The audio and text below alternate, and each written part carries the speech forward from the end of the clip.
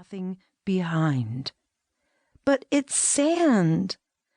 If you cannot hide where you go on sand, then you do not go on sand. She pointed. That way there is stone. That way there is dry earth. That way there is short grass. The dry earth was level. There is no place to hide. And the grass is where you were. Things are not always easy, but if you want to be safe, you find a way. If the only place to go is a place where you leave footprints, she crouched and swished her tail behind her. Then you do not leave footprints, and the ones who follow will be sure you did not go there. Raina peered at the sand behind her mother. It wasn't just brushed aside. It was practically sculpted. With a simple sweep, she'd wiped away the prints. To any but the most trained eye, there was nothing more than a patch of ground swept about by the wind, the same as the rest of the fields and plains. "Show me again," Raina said. "First, we get your brother." He did the same. "Then I show you both, and then we eat." "So you found him, too?"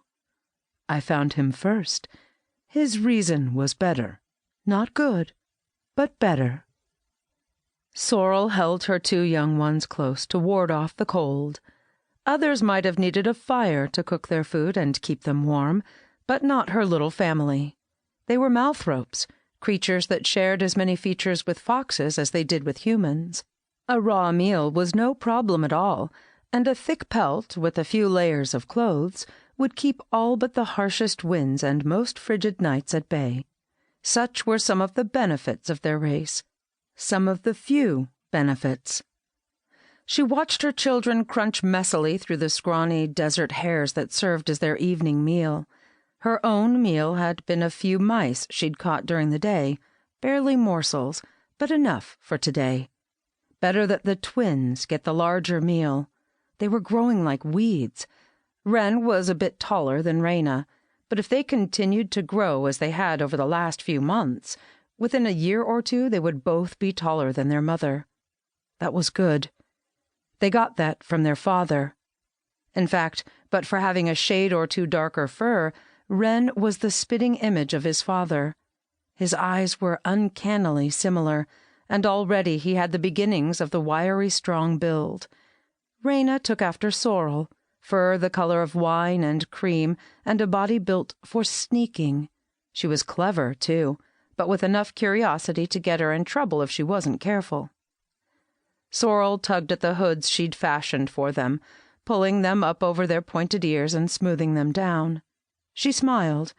That, at least, was one benefit of how quickly they were growing. She was getting plenty of practice with her needle and thread. It was so much easier to steal a bolt of cloth and some thread than to steal clothes that would be small enough that her little ones wouldn't trip over them, but not so small that they wouldn't outgrow them in a few weeks. "I can't believe you caught these," Raina said, her cheeks stuffed with a healthy mouthful. "Uh-huh, both of them at the same time," Wren said proudly. "I could have had 3, but I was afraid these 2 would get away if I went for the third." "Your brother is a good hunter, but he chooses bad times to hunt," Sorrel said. "He charged right out into the open when he chased these. It is why I caught him so fast." "It was just the game, Mama," Wren said. "I knew it was you that was after me." Sorrel narrowed her eyes. "Wren," Raina hissed in reprisal.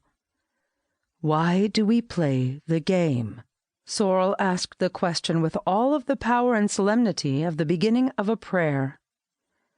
"We play the game so that we will know how to keep away from those who would kill us," the twins replied together. Sorrel continued, "And who wants to kill us?"